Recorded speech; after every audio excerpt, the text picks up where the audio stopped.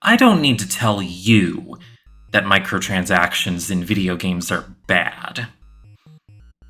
I know my audience, and knowing what I know of my audience, I know y'all probably already know this. You've heard basically everything that Stephanie Sterling has said in the past decade or so about this, if not directly from her, then regurgitated or differently iterated by another YouTuber or blog haver or journalist in some form.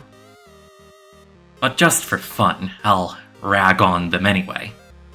Microtransactions and gacha systems, or loot boxes, whatever you want to call them, necessarily rely on surgically deployed psychological manipulation designed to entice players of nominally free-to-play video games to buy tokens for slot machines dispensing limited-time content, or to grind and wait for days or months or years for that content to be slowly doled out, preying on children, the technologically illiterate, and the mentally ill or impulsive, to shore up those quarterly reports so that the executives at the top can continue to have more money than God. We all know this. Certainly, I knew this. I still know it. I especially know it now. Now that I've fallen for it. はいはい。嫌なら練習しなくてもいいの？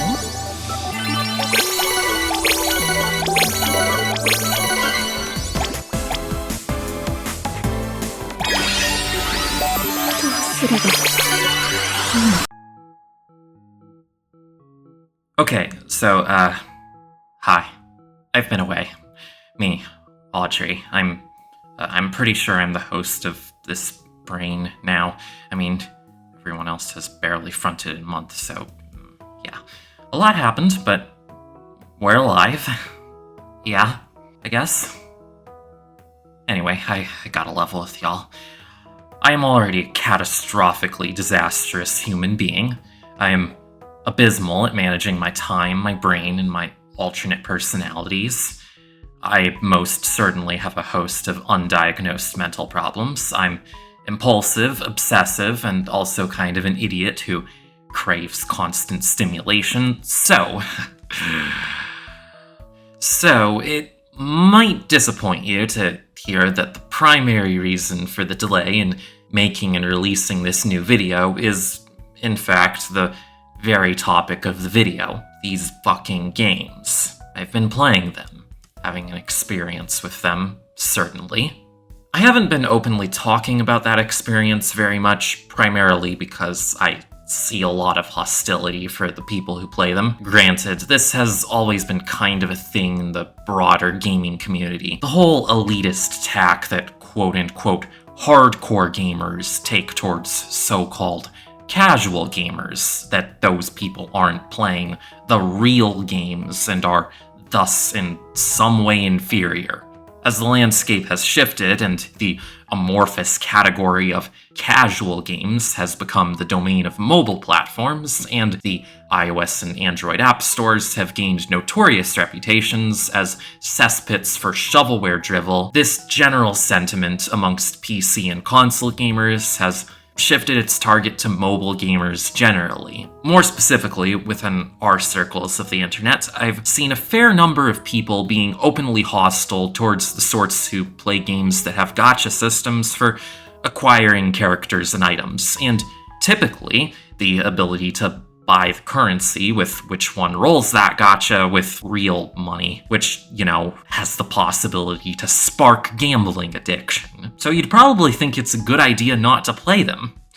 And you'd probably be right, but have you heard of Genshin Impact? So yeah, these games have a lot of cultural cachet, and a lot of people who like them, and it's only natural for me, the media curiosity haver, to be curious about what exactly it is that's captivating people so much. So eventually, after avoiding these games so studiously for so long and occasionally quietly ridiculing those who became addicted to them, I fell into the gachas. And the conclusions I drew from experiencing them directly surprised me. I'm now going to talk about what that experience has been like the ways in which I both have and have not enjoyed it, and why I think that the knee-jerk reaction of moral outrage to their players from people who don't engage with them is, to put it generously, quite misguided.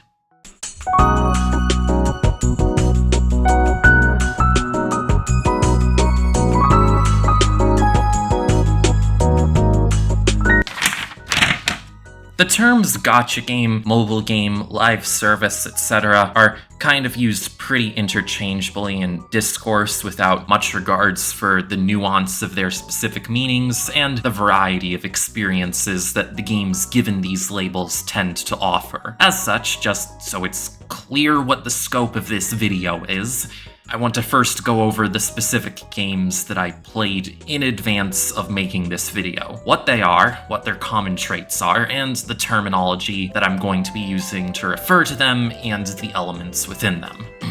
The games I played included Bang Dream, Girls Band Party, D4DJ, Project Sekai, or Hatsune Miku Colorful Stage as it's officially named in English, Zenless Zone Zero, Blue Archive, and Honkai Star Rail. Briefly, I touched the English release of the Assault Lily game that no one promoted or talked about at all. It has a god-awful English translation, and I put it down after about an afternoon. What's common between all of these titles are daily login rewards and quests that reset each day, and can only be completed with energy that is depleted when you do certain gameplay tasks and refills with either time or items, thus enforcing time-based incremental level progression and serialized narratives whose pieces are doled out alongside gameplay events that encourage doing various limited time quests in exchange for rewards. These events are usually accompanied by banners, that is to say, limited time gachas, which advertise one specific character or another, which you may or may not get depending on your luck of the draw, and that character may or may not be included in the permanent gacha pool after that banner is over. Each character usually gives you special gameplay benefits, which may or may not be bespoke and unique to that character, as well as extra bits of story attached to them, and also extra experience points in the events that they're attached to, which gives you more rewards. Rather than multiplayer-focused online games like Overwatch or Fortnite, whose primary modes revolve around engaging with other players pretty much all the time, these are almost entirely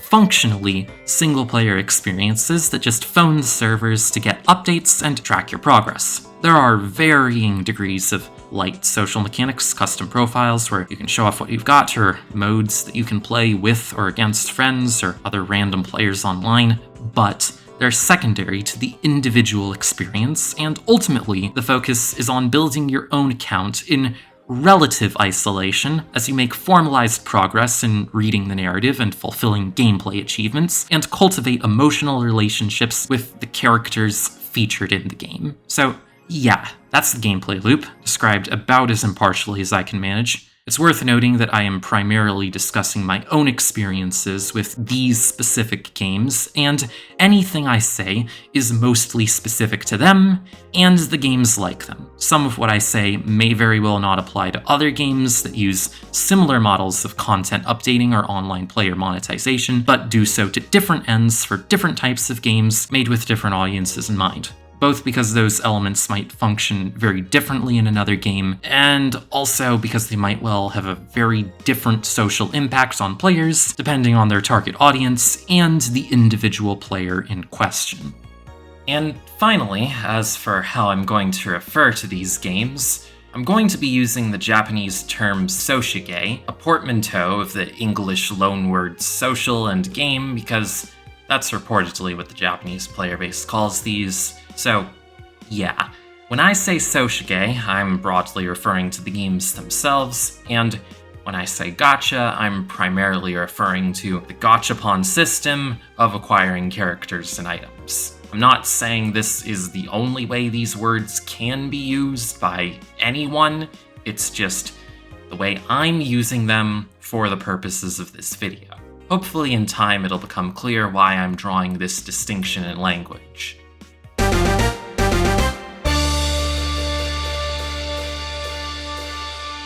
My first acquaintanceship with the specter of microtransactions and predatory monetization of video games in general was, as mentioned earlier, Stephanie Sterling repeatedly protesting the practice on her show. Most of the games she talked about were games that I had never played, never heard of, and never had any interest in playing, so as an outside observer to all this at the time, it was easy to just kinda go, wow, that sucks. Good thing I'm not one of those people. This was back between around 2015 and 2018 or so. And since then until recently, I pretty much maintained this attitude.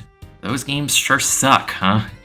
Good thing I'm not playing them. I knew intellectually what these games often do to people, and that it could do the same to me, in theory, but it felt like a faraway hypothetical. If I ever did play these games, which I wouldn't ever, the same way you learn about smoking and drinking as a kid and are told what the negative impacts are and are like, wow, drugs sound bad. I would never do drugs. Yeah, sure, kid, good for you, but like, you're a baby and you basically don't know anything. Anyway, then I got into anime, and the cultural significance of Soshige soon became pretty much impossible to ignore. Basically, every major Japanese media franchise in the modern day has had some attached mobile game or another. A lot of modern anime are sourced from mobile games that themselves aren't based in anything in particular. There's still a ton of anime sourced from manga and light novels, but increasingly, these days, the oft-ignored cry of read the manga within the anime community has slowly become play the game. Except, of course, in a lot of cases, the game doesn't have an English version and isn't available on your local app store, so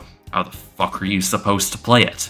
And also, if you're susceptible to the psychological manipulation tactics that these games pull, it might not be a good idea for you personally to play it. You can watch recordings of it on YouTube, which sometimes have unofficial English subtitles of varying quality, but this is also kind of a suboptimal experience, and a lot of the time the people uploading these things have no sense of how to order their playlists in a manner that feels accessible to outsiders. So, this is all massively inconvenient, and you probably won't do that, unless you're like really burning to find out what the fuck is up with this one girl who appeared in the anime adaptation for like 2 scenes and then never appeared again because the pacing of the anime is shit and they expect you to have played the game or be enticed to play the game rather than expecting the anime to just tell you what her deal is.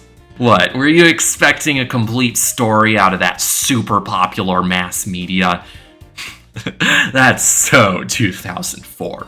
Don't you know that everything needs to be a connected universe these days? We're in the cross-promotion age now, baby! So yeah, this media franchising strategy is just pretty ubiquitous in general in both Eastern and Western media, although it manifests in different ways on the Eastern side of things.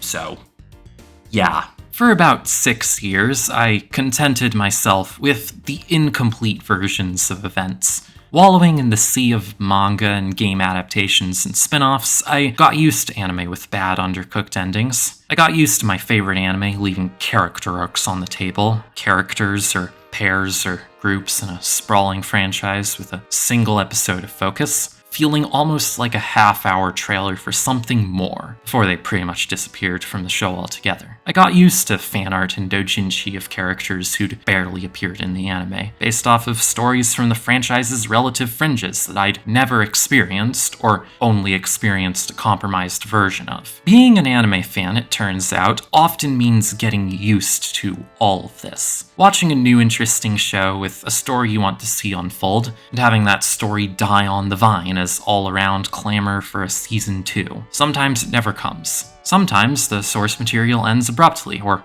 goes on a very long hiatus. Well, the manga or light novel or whatever be translated? You'll probably never know. Just have to hope it gets a fan translation, or at your local licensors on Twixtor about it, I guess. Anyway, at some point back in 2022 or so, I stopped watching seasonal anime quite so much, and slowly I started reading the source materials more, and also reading manga that didn't have anime yet, or weren't licensed for official English publication yet. So I guess we just started doing more broad otaku things. At some point last year, we picked Bang Dream back up, having dropped it around 2 years or so previously because of being burnt out on idol anime. At some point in this timeline, specifically November 2023, we started playing the game, and then the game consumed our life for about 5 months. The whole story of how and why we got into the game is something for a different video, but our primary motive for playing it had to do with, one specific ship. Incidentally, the most popular ship, but also one whose popularity mostly hinges on a storyline that's really only properly available within the game. We got really into this ship based on all the fan art and doujinshi of them, despite not knowing who they were exactly, because, And then eventually, I decided we just needed to know their full story. We'd had enough of being fans of Yuri fan art, of Sayo and Hina We needed to know exactly who they were. Our body demanded it. Our girlfriend, watching us closely at the time, said, "Don't get addicted to gacha because of the sisters who fuck." To which I said something to the effect of, "Don't worry, we won't. It'll be fine." We got addicted to gacha because of the sisters who fuck. As it turns out, Bang Dream is good. It's not very good as a game, mind you. The rhythm game segments are clumsy and clearly dated and extremely finicky. It's sometimes kind of a pain to navigate the menus, and the music in the overworld and story stuff is thin and annoyingly repetitive, which doesn't help the unremarkable visual presentation of the story segments. Further not helping matters, the English version is kind of bad, so I don't really recommend playing it. But as a media franchise, it's great. It's got everything I love about idol anime in it. A lovable cast of cute girl characters with fun quirks and high-energy drama. It's got all the charm of Love Live, but where Love Live's groups feel mostly interchangeable, with almost every installment feeling mostly more like a standalone remix of the same story rather than a new story proper, Bang Dream offers a lot more variety. The wacky hijinks of Kokoro and her merry band of cheerbringers with their shared single brain cell. The genuinely compelling drama of Roselia's members all trying to live up to the high expectations they set for themselves. The motley group of joined-at-the-hip childhood friends bonding over music and afterglow. And of course, the angsty, homoerotically colored relationship discord of MyGo. Watch this space. There's just a lot of really good stuff here, and it all feels distinctly flavored in a way Love Live just doesn't. Yeah, I got really into it. Into the story, into the girls, and then slowly into pulling for the girls and grinding to increase their stats and collect more of their cards. And the more I played, the more I realized that I like playing this type of game. And, I think I have to explain why. So, tangent time. Here's a really interesting question that I think is gonna piss everyone off and possibly get someone to want to put out a hit on me. Is Animal Crossing New Horizons a Soshige? Hi, okay, couple things. So, while I was working on this, or rather procrastinating on this amidst our seemingly never-ending mental breakdown and then losing our YouTube monetization through inaction, it was announced that Project Sekai is getting some kind of Animal Crossing-like game mode, which I find incredibly bizarre, but also it throws a wrench in this bit because this was all written before that came out in that announcement, so now I'm like, my comparison is now slightly less clever. Whatever. Ignore that. Anyway, back on topic. You might be saying right now, what the fuck? Of course not. It doesn't have a gacha. It's not on a phone. It's completely different. And yeah, maybe, I guess.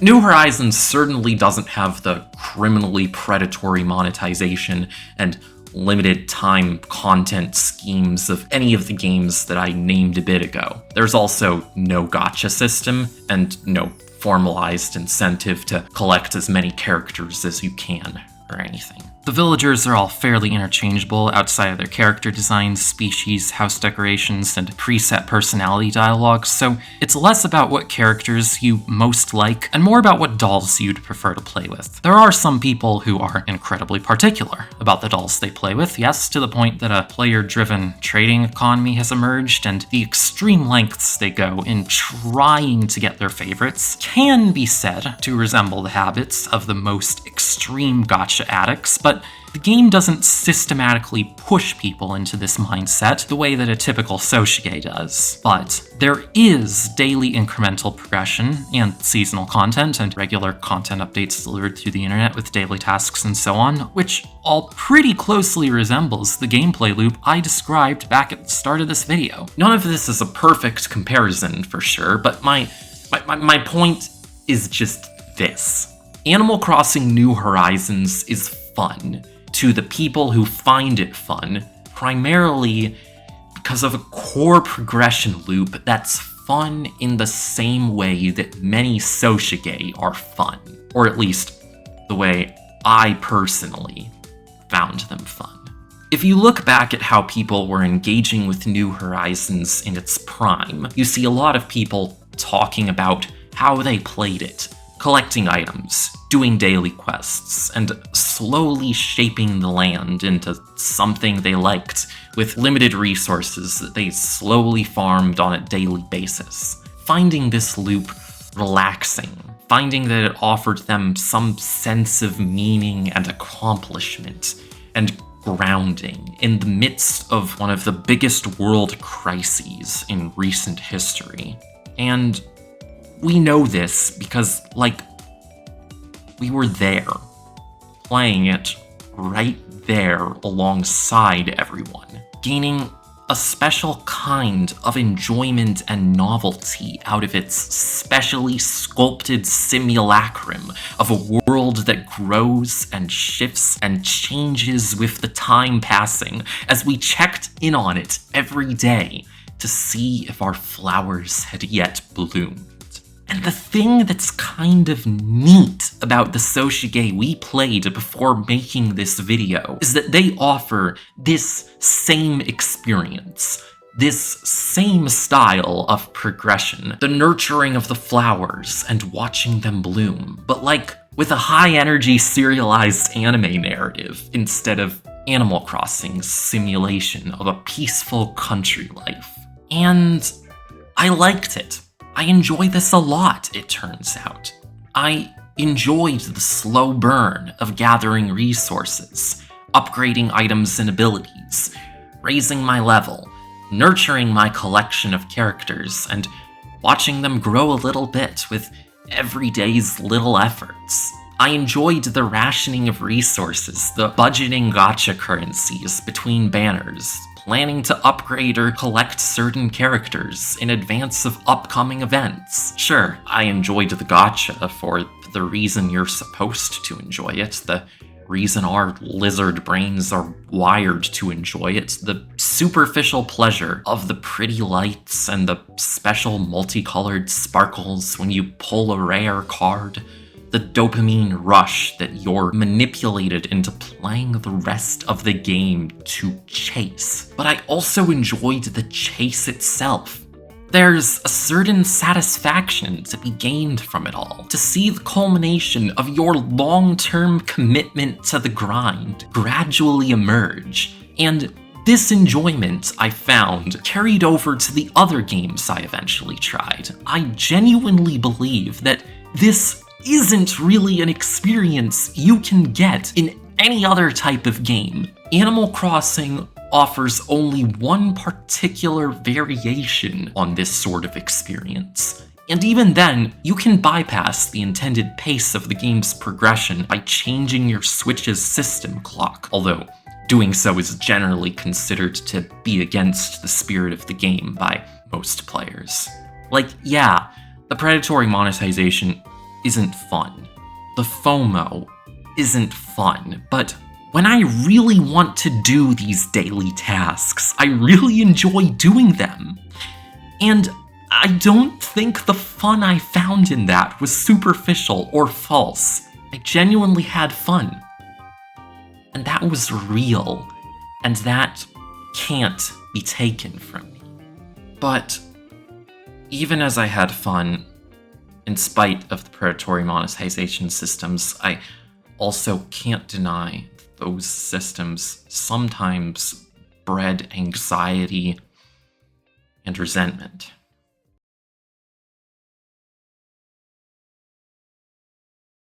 I'm an impulsive spender. Even before this, I already was. I've gotten better at saving money than I used to, a little bit, but I'm still not very good at it. It doesn't help that I rarely have much of any to speak of, and the one time I did, because of the pandemic stimulus, I got rid of all of it right away and bought a bunch of anime merch and a new graphics card. So, although I went into these games intending to control myself and not spend a cent, it didn't take long for me to fall victim to these games' psychological tactics. In hindsight, I should have known it was going to happen. I'm a mark, it turns out. I fit the psychological profile of the sort of person these games are targeting. I never spent what I'd call an absurd amount of money, at least not all at once, but I did spend little bits here and there, letting myself get nickel and dimed for limited items or subscriptions to accumulate more gems or whatever. It was irresponsible of me to spend all my money on something so frivolous, and I knew it, but at the time I didn't care, and I don't regret it. Well, I don't think I regret it. If I cared more about her finances, actually went and checked how much money that was, I might regret it now. It was stupid. I knew it was stupid. I knew it was bad. But I nonetheless felt a hopelessly irrational need for it, and I fought with myself to rationalize it. I can stop anytime. It's worth it because this is how the game gets funded, and I like the game. And well, I'm really paying for the art, right? Art is expensive. Plus, this isn't that different from subscribing to Final Fantasy XIV, and my girlfriend plays that all the time. Whatever, if I wasn't spending money on this, I'd be spending it on a different stupid, useless thing, and really, if you think about it, isn't all this time spent grinding just saving me from spending more money? I even used my then budding intent to make this very video as an excuse. I know this is bad and unwise use of time and money, but it's okay because I'm planning something. I'm going to make a video about this. I'm going to talk about my experience with this. This is all an experiment in which I am making myself a guinea pig, an experience that I can turn into content. And once the experiment is done, I'm going to stop, I'm going to report the results, and then I'll tell everyone what it's really like to be a gacha addict. I'll be an investigative gaming YouTuber. Like, for real. Pure arrogance. But the money is one thing. I may have never spent so recklessly as to bankrupt myself or to be unable to pay for necessities like my phone bill, but I did spend a ridiculous amount of time. And while money might be in some sense fake, and the loss of about $10 or $15 or even $30 feels relatively inconsequential when you only have about $110 at a time to begin with, usually. You already can't afford anything really important, so what does it matter to spend a little more? Time is real. Very, very real, in fact. and I felt its loss in a way that I never felt my bank balance shrinking. Gradually, my days became shorter because of these games. If you've ever seen or been a neurodivergent person sitting around all day waiting for a package they ordered, or for a phone call that's supposed to come, or a time when they're supposed to meet with friends and doing nothing because it's an incomplete task that's still pending in their memory and they very seriously cannot think about anything else until that item is checked off their list, Soshige became like that to me. Every day was spent doing tasks in them, and when there were no tasks to be done, then every bit of downtime became not time that I had to myself to do what I liked, but a period of waiting for energy to regenerate, waiting for the daily reset to arrive so that I could get my login rewards, waiting for upcoming limited time events. And while it's not like we've never felt this impulse anywhere else, we've felt it when drawn into other games, or when binging TV shows, or whatever. Like, hell, we feel it every time we upload a YouTube video and are just checking the damn studio page to see if anyone commented. I do think that these games very uniquely structurally facilitated that impulse in a way that few other things do. And I have to underscore very clearly that this was not good. Letting a video game erode not just your time, but your sense of time's passage itself is not a good thing. And I think that if we were still mostly a lone shut-in with mostly absent roommates, if we didn't now live with our girlfriend, and if she wasn't checking in on us, pulling us away from the games every so often to go out with her, or do important household chores or whatever, the impact on our mental health would have been disastrous. It is really, really not good to just have your days vanish around you ad infinitum to this fucking cursed computer software inside your already cursed artifact of fucking doom. Like, yeah, okay, part of the fault's on our shoulders, I guess. We already have a pretty big issue keeping track of time, and we're already prone to poor planning and procrastination, and it already almost always feels like months vanish before our eyes in a matter of days. This is a problem our brain already had, but playing Soshige made this worse, and it sucked. Would we have still lost that time spending it on some other more normal video game, or on watching YouTube videos, or binging that one 2000s TV show we never watched all the way through, or hopping on Discord calls with friends, or any other way that we've burned through time in the past? I mean, yeah, maybe. But then it would have been our fault. It would have been on our poor time management, our hyperactive brain, our own self-made distractions that we probably would have been able to disconnect from more easily. But these games are different, I think, in that their distraction is structuralized outside our control. So in that case, it's not just our fault, it's not our daily tasks that we made up for ourselves and then got over-focused on completing, like it is normally. It's the game, creating a system of demanding attention and focus that our existing frame of mind was perfectly suited for it to hijack. And I don't like that these games did this. I really, really don't.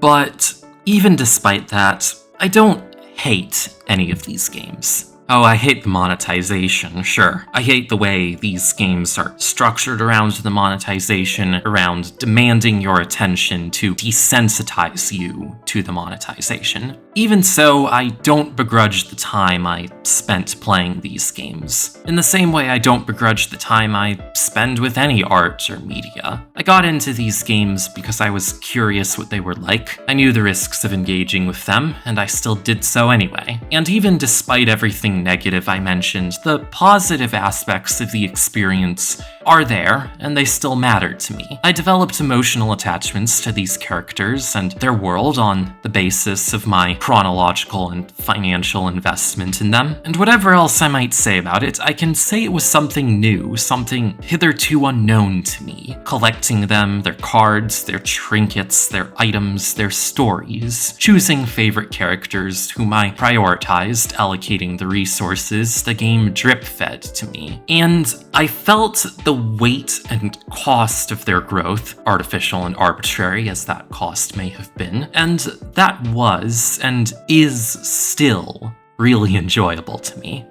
Maybe I was just making my life that much worse for the sake of anime girls. But then again, it's not as if I'm any real stranger to making my life worse for really stupid shit that I found worth it. Grinding and gathering resources over a long period in the name of building a collection of useless trinkets and a roster of lovely supporters in pursuit of a hypothetical S-rare reward that might well never arrive. In a gacha, you have a pity system, or you can spark a rare after pulling enough times. You can make do with the pulls that weren't exactly what you hoped for. You can still progress, still see numbers rise, still defeat the boss, or finish the happy ending of the story, or whatever. You might not get exactly what you're looking for, but at least it's gonna give you something. At least it's gonna guarantee a rare, if not the rare. Or it's gonna give you a consolation prize that you can use to level up just that little bit more. I guess YouTube's shitty grindy gacha that hates you for grinding and never guarantees you a 3-star is not a high bar to clear, but I guess it's the bar we set. I guess. So, yeah, the gacha and microtransaction systems are predatory and bad and only really make the games worse. The structure of limited time events also often sucks since you're essentially unable to play the game on your own terms. Either you're spending time and in-game energy on playing how you want, but therefore forfeiting the limited time rewards, or you're doing the limited time quests and committing to the unending drudgery. Getting into any of these games makes your time evaporate in the same way that quarters evaporated in the arcades of yesteryear. Ultimately, I've lost countless hours, entire days to all of these games. And while I ultimately don't think I regret that loss of time, do I recommend playing them? No, I don't really think I can in good conscience do so. And that sucks, because I did find some really good aspects of them that would otherwise make me suggest playing them. I'm not saying don't, full stop. I'm not comfortable saying outright that these games suck, although it'd probably be easier for both of us if I did, but nah.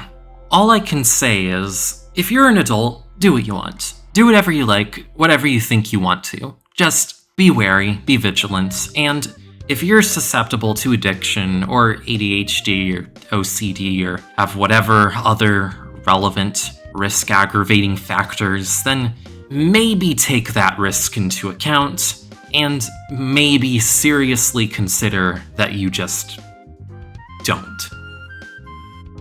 I can't condemn the Soshige genre, and I won't. If there is anything I find worthy of condemnation, it's the business model driving these games' existences, which is not only predatory, but almost certainly unsustainable. It also means that, as exciting as it is to experience these games in the moment, they're all being set up to fail sooner or later. One way or another, every single one of these titles is going to stagnate, both in player-based growth and profits, and be unceremoniously shut down, with absolutely no recourse, no official playable version after the fact, and no archival of their content, other than what its most dedicated fans leave behind. And even that's not guaranteed. There might be no fan dedicated enough. Even if there is, archiving all of the content of some of these games might be technically unworkable, and even then, the archives might go unmaintained, or the relevant companies might get trigger happy with their DMCAs. It's quite likely that this entire era of games is just going to disappear forever. And while that's not exactly a unique issue, it is specifically problematic with games like this that demand active upkeep in a way that it isn't with single-player games where the only thing that a company has to do is not actively choose to remove it from sale. Making a playable version of this specific type of game isn't totally impossible, since most of them are functionally single-player experiences that just phone the servers. And in fact, it's even sort of already been done at least once with Bang Dream's Switch version. But for most companies, there's no financial incentive to do that, so barring some kind of government regulation mandating this, which is itself quite unlikely, it's almost certainly not going to happen. There's also the labor issues to be considered. The amount of perpetual crunch to get regular content updates out on time that these games almost certainly need, and the obvious fact that many Soshige inspire gambling addictions and overspending, which are going mostly unaddressed. So I lament all of that, and I think it sucks that all of these things are normalized, and yeah, it sucks. This all sucks. But what I absolutely can't condemn are the developers working to make these games good and meaningful experiences in spite of all these issues, and the players who, in earnest, connect with and find beauty and enjoyment in their work, and the fans who connect with each other over it.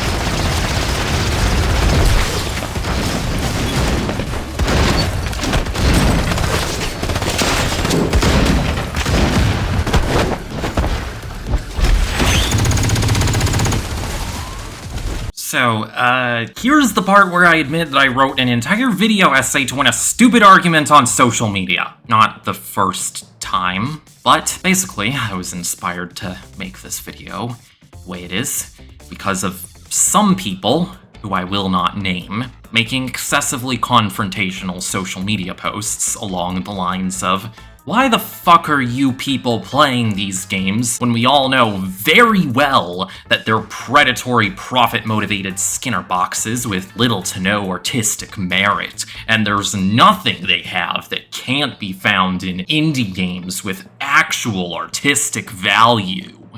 Firstly, please don't go harassing any of these people or throwing the link to this video at them to try and change their minds if you recognize them. If you know who you are, then, not trying to attack you personally. Having an opinion I don't like isn't a crime. I hope you have a wonderful day. But yeah, that's the gist of the bad opinion I wrote this video essay in response to, from the Soshige aunties, or, well, some of them. And I think Soshige aunties, not all of them, but many of them, generally speaking, are being fucking cops.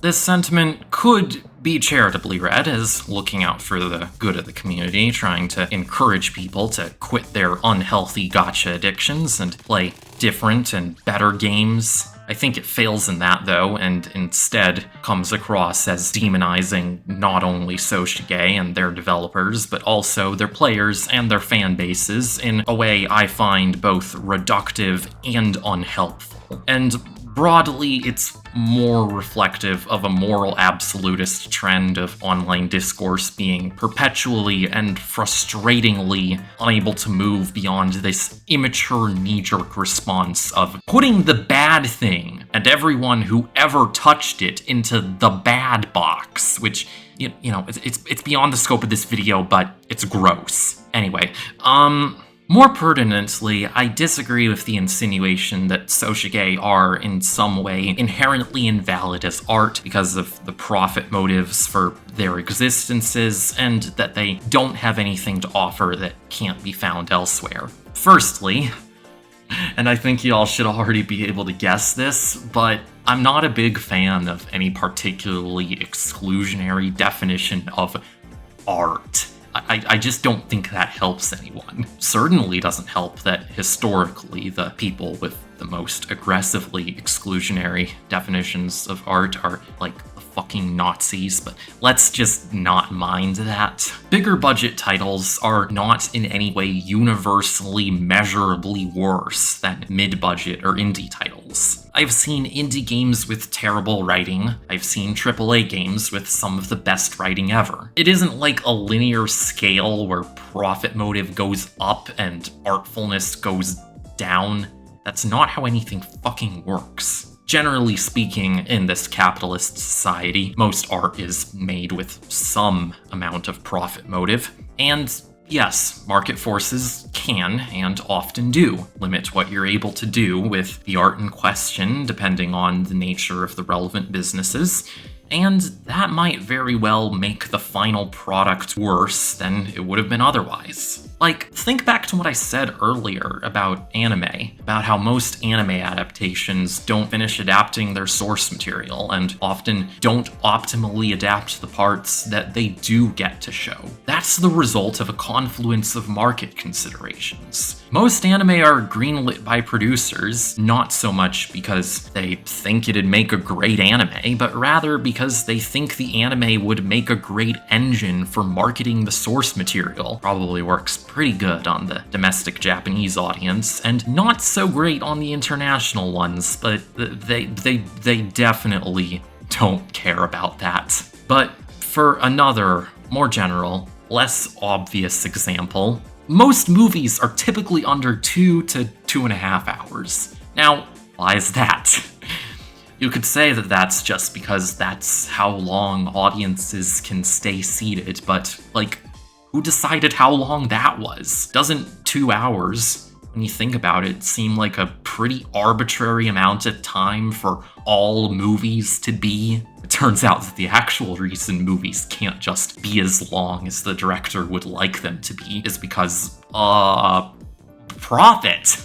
Movie theaters like movies to only be that long because if a movie is longer, that means they can have less showtimes in a day, and they have to keep the theater open longer for potentially less money. You have a movie idea that you think really needs to be 4 hours long to really be the best it can be? Well, unless you're like Quentin Tarantino, or Kevin Costner, or Martin Scorsese, or like Sion Sono, who made Love Exposure, which is 4 hours long and also one of the best, most fucking deranged romantic comedies of all time.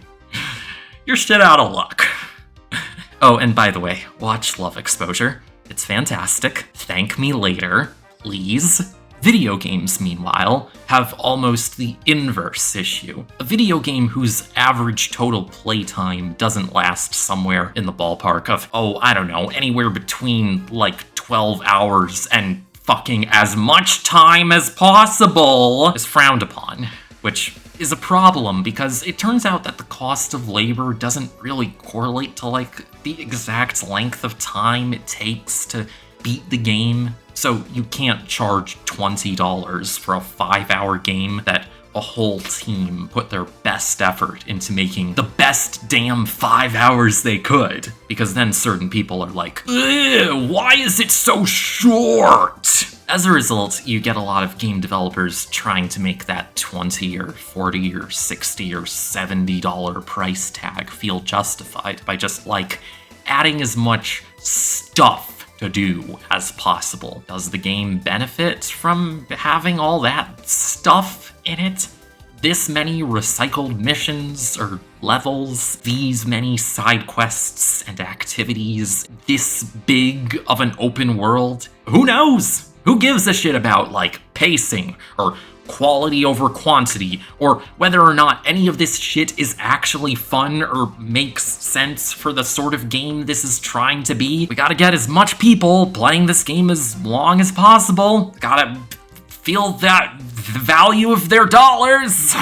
And in Asoshige, you see this phenomenon manifest to the most extreme degree because the game can never fucking end. In fact, it's bad if it ends, because most likely if it ends, that means it's no longer profitable. To end is to fail because, instead it has to fucking grow and grow and grow and grow infinitely as capitalism impossibly expects it to, which just doesn't make any fucking sense. And also ties back into the preservation issue I talked about earlier.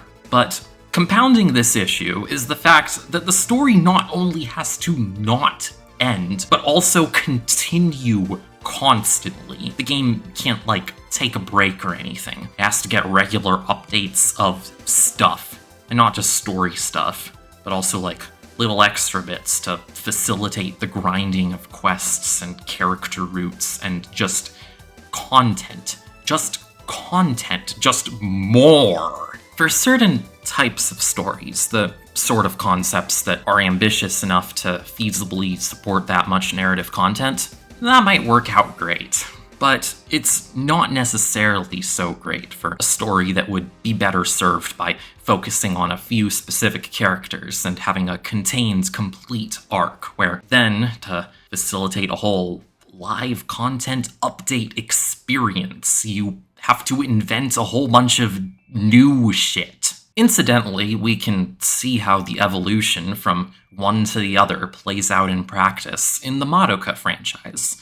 Puella Magi Madoka Magica, like the original 12-episode anime series, is a really tightly told story, an intimate one, even, about the relationships between this very small cast of very fucked up girls. It has a few direct sequels, specifically focusing on that small cast, and that makes sense. There's some narrative threads to close there, but it's not really got the bones for a whole expanded universe, and trying to turn it into one is arguably missing the point. But then it got turned into a whole media franchise, with all these spin-off stories about other magical girls in the same setting, and of course, Magi Record.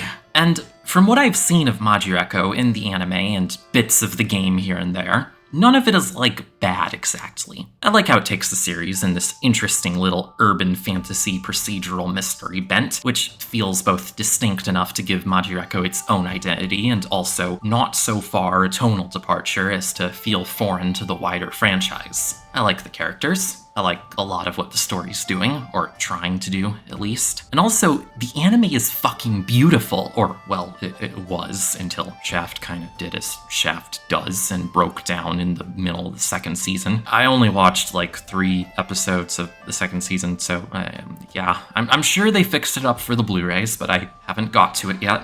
So, yeah, it's a thing. It's fine. It's just, in context with the mainline Madoka franchise, it's kinda questionable at best. I won't get into the various wrenches it throws into Madoka Magica canon, because that's its own video, but Magi Echo obviously wouldn't exist if there wasn't a profit motive for its existence. But it's clear that everyone involved is genuinely trying their best to tell a good story in spite of that. And the 9th episode of Magi Echo's anime, the one about Sana, is one of my favorite episodes of anime ever. It's just kind of mixed up in a series that is otherwise a huge fucking mess of pacing, while the scriptwriters struggle to include a bit of everything from a game whose story is meant to support infinity time gameplay as opposed to a 12 to 24 episode anime. And I'm not saying the story is the best thing ever, or that the game itself was the best possible format for that story, but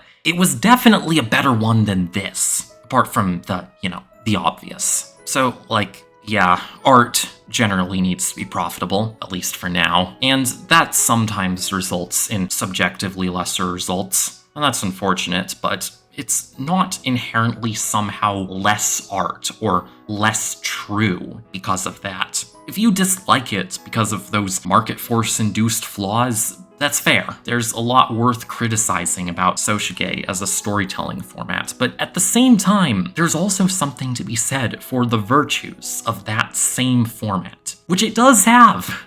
If you think about it for a second, the whole idea of a game being patched is awesome, isn't it? It has its drawbacks, yeah, but a game being able to be updated and evolving before you in real time, that's genuinely cool. just on its own, it kinda owns that we can do that. And it's like, the idea of a game that not just gets technical fixes or a little bit of extra DLC or whatever, but actively transforms in real time as more story and gameplay is added, that's honestly really, really neat. That in itself is an incredible and beautiful thing that's never really been possible before, and I think that alone is reason enough to say that Soshige have merit in existing. There's nothing inherently bad about serial fiction, and there's nothing wrong with a video game that has a serialized story over a long period. It's what enables a game like Blue Archive to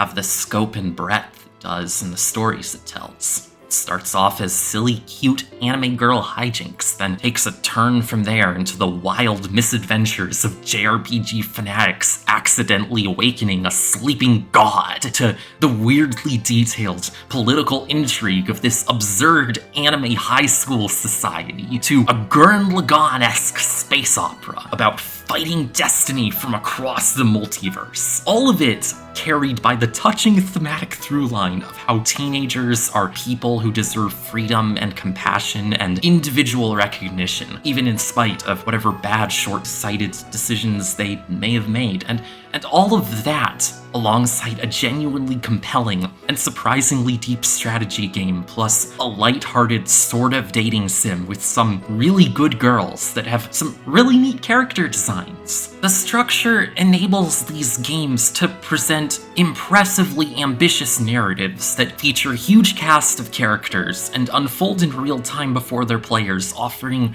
regular doses of new and exciting things, fostering evergreen fandoms in which people can socially connect to one another over this cool, living, evolving thing. One can debate the merits of making a game like that, can say that they don't enjoy that kind of game, and it's fine to not enjoy it. But my point is, if that's the kind of experience you've got an itch for, then that's where you're going to go look for it. And this is where I take issue with the widely prevalent assertion by the Gacha cops that these games have nothing to offer that you won't find elsewhere.